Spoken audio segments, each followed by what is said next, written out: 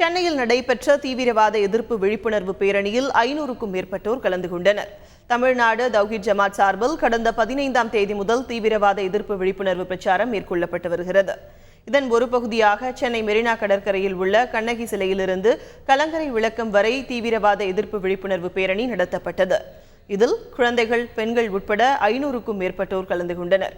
தீவிரவாதத்தை எந்த வடிவிலும் அனுமதிக்க கூடாது, தீவிரவாத செயல்களில் ஈடுபடுபவர்களை தண்டிக்க வேண்டும் என்பன உள்ளிட்ட பல்வேறு கோரிக்கைகள் பேரணியில் வலியுறுத்தப்பட்டன. இஸ்லாம் என்பது மனித நேயத்தை போதிக்கக்கூடிய மார்க்கம். இதுல தீவிரவாதத்திற்கு ஒரு எல் முனை அளவுக்கும் இடமில்லை. எந்த அளவுக்கு என்று சொன்னால், ஒரு மனிதனுக்குள்ள கடமையே எது என்று நபிகள் நாயகம் சொல்லும் போது, பசித்தவனுக்கு உணவளிக்க வேண்டும். அவர் அறிந்தவராக இருக்கட்டும், அறியாதவராக இருக்கட்டும், அவருக்கு நீங்கள் சலாத்தை சொல்லுங்கள். சலாம் என்று சொன்னால் அமைதியை பரப்புங்கள் தான் எங்களுடைய மார்க்கம் சொல்கிறது.